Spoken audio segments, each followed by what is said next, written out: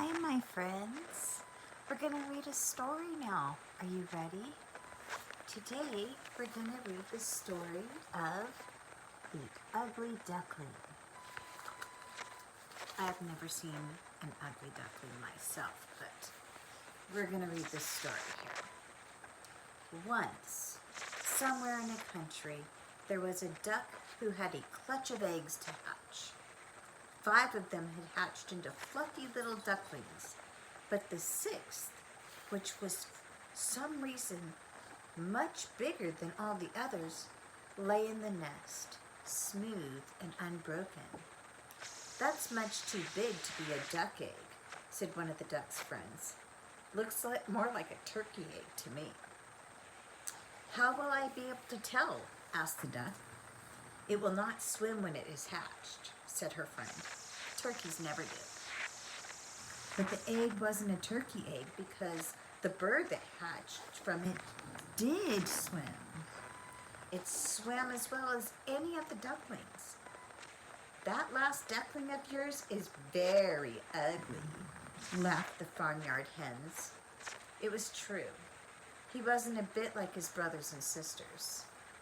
"What an ugly duckling," laughed the geese when they saw him, and somehow that name stuck. Whenever anyone wanted him, they called, "Ugly Duckling, where are you?" Or if they didn't want them, they would say, "Ugly Duckling, go away." He even thought of himself as an ugly duckling. He was very sad, and he did not like being ugly. He did not like being teased. No one would play with him. No one would swim with him. Even his mother made fun of him. One day, the ugly duckling ran away, and I'm sorry to say, no one missed him at all. The ugly duckling hoped he would find someone in the big wide world to be his friend, someone who wouldn't mind how ugly he was. But the wild ducks were just as unkind as the farmyard ducks. And the wild geese honked at him and made fun of him, just like the farmyard geese had done. "Am I never to find a friend? Am I never to be happy?" sighed the ugly duckling. One day, as he sat alone and unhappy in the middle of a lake on a bleak, flat marsh, he heard the steady beat of wings. When he looked up, there were swans flying overhead.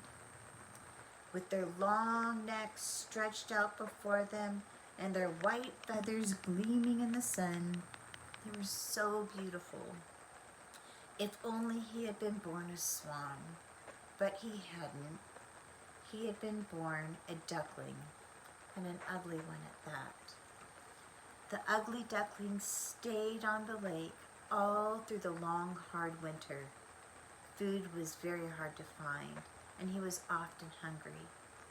Once he was trapped in some ice and thought he would die. He was set free just in time by a farmer and his dog. Spring came, and the lake where he had spent the lonely winter became a busy, exciting, and noisy place. The ducks were forever quacking, the geese were forever honking. There was plenty of splashing and excitement, but not for the ugly duckling. No one quacked the latest piece of gossip to him. Sadly, he spread his wings and took to the sky. He had never flown before, and he was surprised how strong his wings were. They carried him away from the lake and the marshes and over a leafy garden. On a still, clear pond in the garden, he could see the beautiful white swans with their gracefully arched necks. And suddenly the ugly duckling felt like he did not want to live any longer. "I will go down to the pond and ask those beautiful birds to kill me," he said. And down he went to the water. He bent his head humbly and he closed his eyes. "Kill me," he said to the swans. "I am too ugly to live." "Ugly?" said the swans. "Have you ever looked at your reflection?" I do not need to look.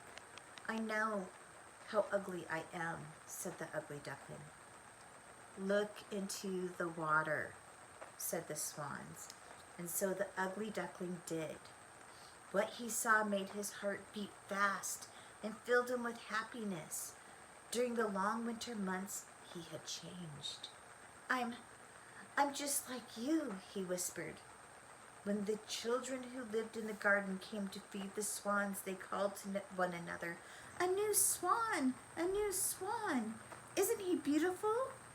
And then the ugly duckling knew without a doubt that he really was a swan and that he had always been a swan, and that his days of being lonely were over forever.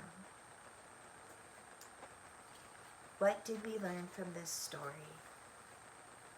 We learned that things always aren't as they appear.